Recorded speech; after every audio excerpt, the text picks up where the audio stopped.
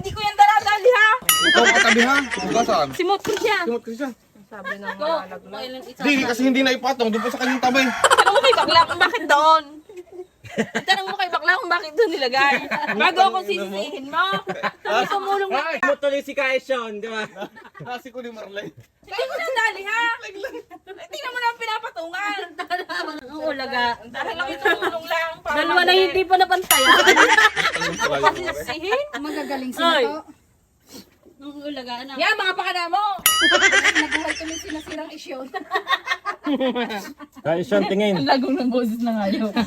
Galing. Dami. Dami sa mga. Pawisan ka na. Sobra. Bago maliligo ako sa ilog, pasma. Ano naman, Doris? Ikaw nga't linggo-linggo ko nasa iyo. Ay, ako yung naantok. Ng gulay, mama. Naantok pa ako. Mas guys, yo. Hugasan mo ang petchay kong nahulog. Kasimutin mo, sayang. Ang dami pa. Nakakaroon iyan. Mustang malaki ang pansit sa ilog, makikita sa vlog ng laglag ang lahok. Ika ng mga nakakain yan, Nay, nanlaglag pala iyon.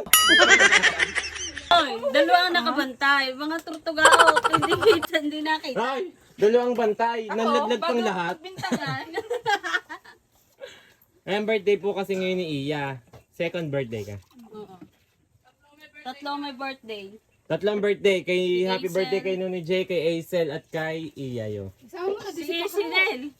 Tsaka si Nel. Birthday po ni Sol ngayon. Shout out mo si Juan. Tsaka po isasama ko na din po ang birthday ko, January 8. Ah, June 29. I-shout out mo si Judy Ann. Hindi mo na. Shout out nga pala kay Judy Ann.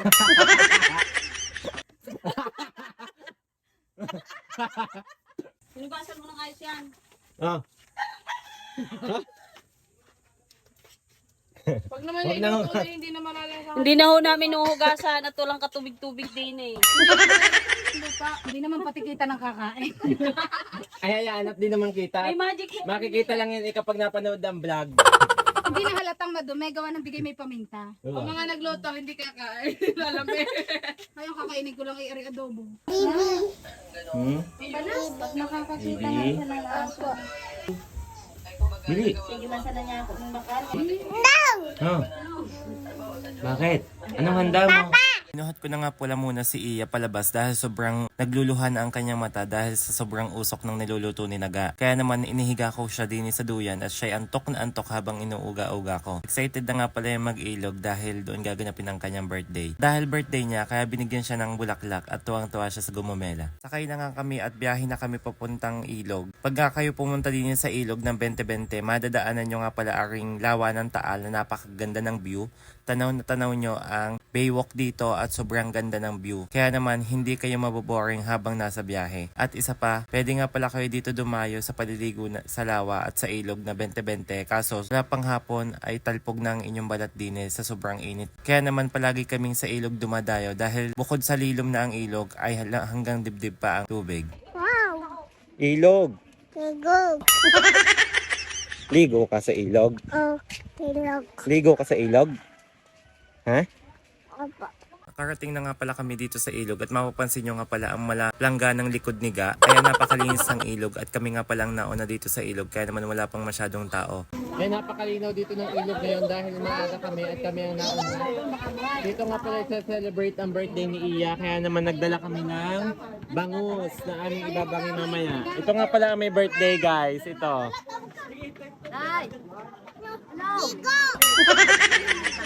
Bago nga pala kami maligo, nakakita kami na magtitinda ng taho at talaga naman sabik na sabik kami yan dahil wala namang naglalako niyan sa buot. Kung may takang-taka at walang mga naglalako niyan sa buot, kaya naman kami isabik na sabik ngayon at naisipan namin bumili bago kami maligo ni call center. Ayun nga pa si call center, nung grade 1 di pa daw siya nakatikim niyan at nagsasayaw pa siya ng emergency. Ngayon nga lang pala ulit ako nakatikim ng taho dahil palagi na lang ako nag-aadobo ng tokwa dahil wala talaga naglalako nito dito. Tuwang-tuwa ang may birthday dito habang naglalandi siya ng tubig. Siguro nasasarapan sa sobrang lamig ng tubig. Tataka nga pala ako dahil kasama nga pala namin si Nanay Pilang. Bakit ito wala sa cottage? Hinahanap ko yung pala nandito. Hindi pala siya nagpunta dito para mag-enjoy kundi maglaban ng kanya mga tuwalya. At ito naman si Bisaya ay sarap na sarap magpamasahe dito sa malalakas na agos ng ilog. Kaya naman nandito siya sa agusan. Ay dahil sa sobrang init nga ng panahon ay hindi na napigilan ni Naga at call center na lumublob dito kasama ang my birthday. At talaga namang nagbata-bataan sila para makalangoy dito at pawi ang sobrang init sa kanilang katawan. Kaya naman ito siga ayan nagpapabebe at nagiging bata sanggol di umano. Ito nga lang pala ang handa ni Iya pero sobrang sarap dito kumain sa tabi ng ilog.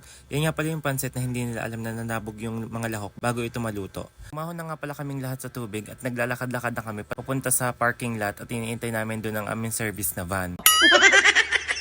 Ito nga pala ang anak ni call center na pulang-pula na ang mata na animoy Shokoy dahil lumublob na ng lumublob sa tubig ng ilog. Ito nga pala binabagtas na namin ang daan patungo sa parking area at hihintay na namin ang aming Lamborghini.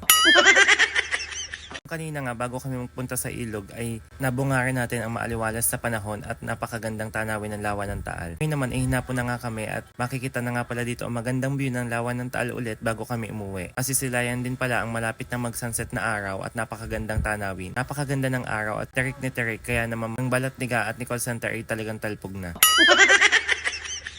Ito nga pala ang tanawin dito sa may Taal Lake. Sa Barangay Wawa po, dito sa Tanawan City. Napakaganda at animoy beach. Kung Ariga naman ay naging white beach, lagi kaming naririnig kahit mainit. Hanggang dito na lang pala ang aming vlog at see you on our next vlog. Thank you guys!